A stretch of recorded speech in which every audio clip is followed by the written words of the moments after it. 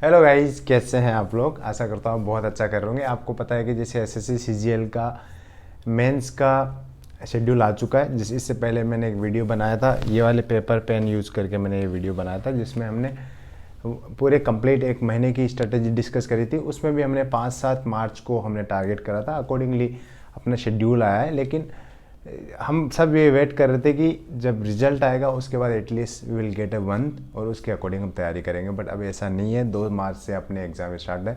लगभग 4 या 5 दिन में अपने एग्ज़ाम होने वाले हैं। उसी अकॉर्डिंग शिफ्ट है।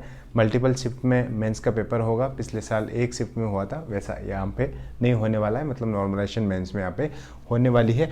कुछ चीज़ें डिस्कस करेंगे। देखो, फर्स्ट टाइम ऐसा होने वाला है मेंस में। ये पैटर्न जो मेंस का है पहली बार होगा। जैसे आपको पता है मेंस के कई बच्चे बोल रहे हैं कि पैटर्न चेंज होगा क्या मेंस का। अब नहीं होगा। जो नोटिफिकेशन में है वही पैटर्न आपको देखने को मिलेगा। लेकिन इसमें कुछ चीज़ें हैं जो आपको ध्यान रखनी है as a first timer, as a beginner. Because इस पैटर्न में हम सबको बिगनर लेके चलेंगे। Nobody have experience this particular pattern. तो हम सब, हमारे लिए सब एक प्रेशर है इसमें। द ओनली डिफरेंस इज कि किसी की नॉलेज ज़्यादा है, किसी की नॉलेज कम है। तो accordingly will treat everybody as a fresher. और हम इसमें 3-4 चीज़ें आपको मैं इसमें बताने वाला हूँ जो बहुत क्रूशियल रोल प्ले करेगी। और लास्ट 21 डेज़ में स्पेशली आपको इन चीज़ों को ध्यान में रख के पढ़ाई करनी है। इन चीज़ों को फॉलो भी करना है। रिगरेसली आपको पढ़ाई भी करते रहना है। देखो, फर्स्ट चीज़ जो सबसे पहली मैं आपको बताना चाहता हूँ और जो आपको ध्यान रखनी है स्पेशली उनके लिए जो है जिसका जैसे मान लो कि 100 में से 100% सिलेबस नहीं हो रखा है, आपका मल्टीपल रिविजन्स आपके नहीं हो रखे, तो वो सबसे जो इम्पोर्टेंट चीज़ है वो ध्यान रखनी है आपको। सब सेक्शंस को, ऑल सेक्शंस जो है, जैसे जीएस है, रीजनिंग है, मैथ्स है, इंग्लिश है, सबको, सारे टॉपिक्स को आपको इक्वल वेटेज नहीं देना है।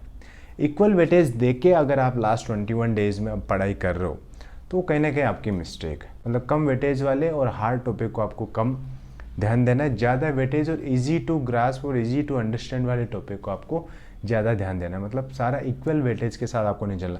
ऐसे नहीं कि रीजनिंग, जीएस और चारों सब्जेक्ट को मैं इक्वल वेटेज के हिसाब से पढ़ाई कर लूँ या इक्वल टाइम में डिस्ट्रीब्यूट करके पढ़ाई कर लूँ, तो वाली मिस्टेक नहीं करनी है।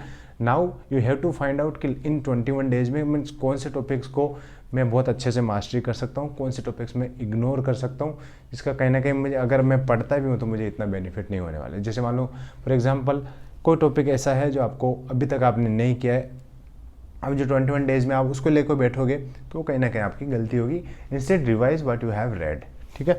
सेकेंड चीज़, लास्ट, अब काफ़ी कन्फ्यूजन है यूट्यूब पे। A lot of videos are being made on particularly on SSC CGL 2020। तो उसमें काफ़ी लोग बैंकिंग को एम्फेसाइज कर रहे हैं।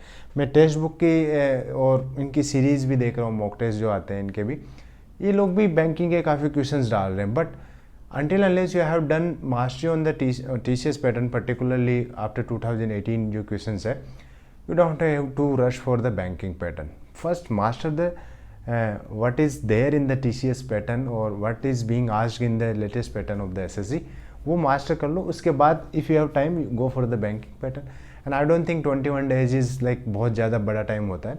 तो लास्ट मोमेंट पे आप बैंकिंग पैटर्न पे प्रैक्टिस मत करो, because people are doing it.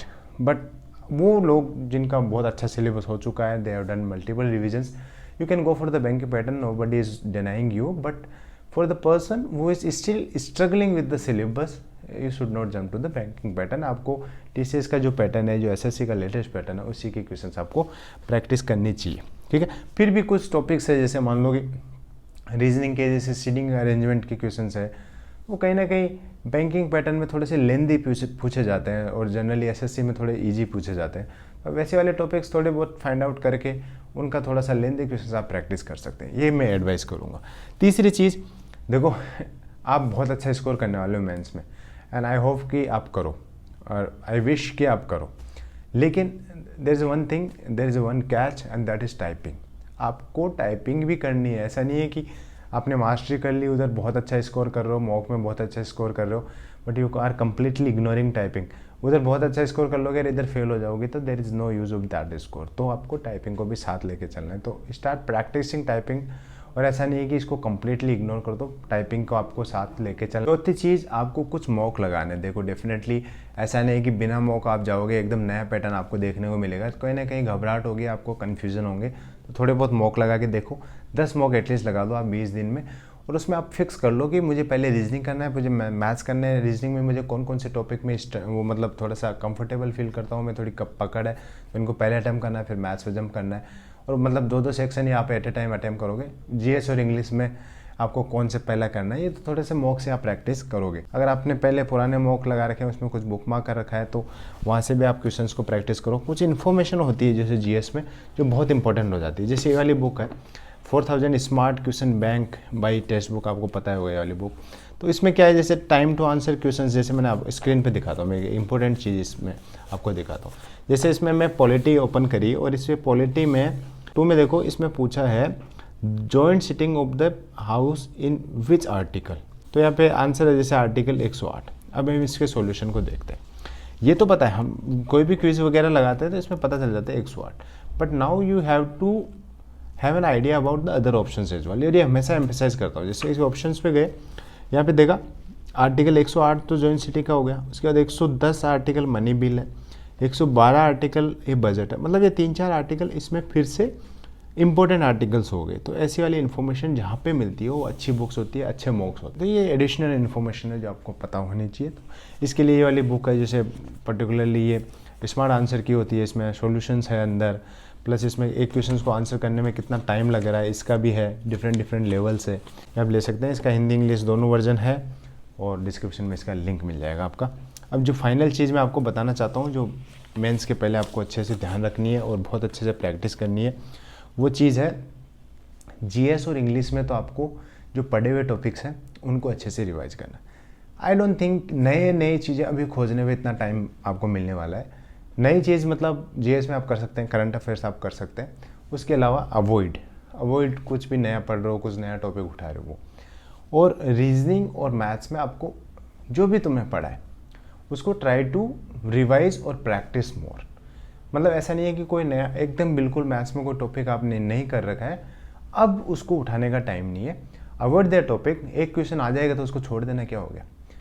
इसके अलावा जो कर रखे हैं आपने उससे ज़्यादा से ज़्यादा क्वेश्चंस प्रैक्टिस आपको करना है। ये 4-5 चीज़ें मैंने आपको बताई है, और try to follow, because 20 days में ज़्यादा टाइम नहीं है आपके पास। एटलीस्ट 10 घंटे भी आप देते हो तो 200 घंटे ही है, ज़्यादा बहुत बड़ा टाइम नहीं बचा है आपके पास। तो इस बार 37,000 वैकेंसी है, इट्स ए गोल्डन चांस। ये बहुत अच्छा चांस है, अब इसमें जितना हो सके उतनी प्रैक्टिस आप यहाँ पे करना है आपको। This is all in this video guys. आशा करता हूँ बहुत अच्छे से एग्ज़ाम दे के आएंगे।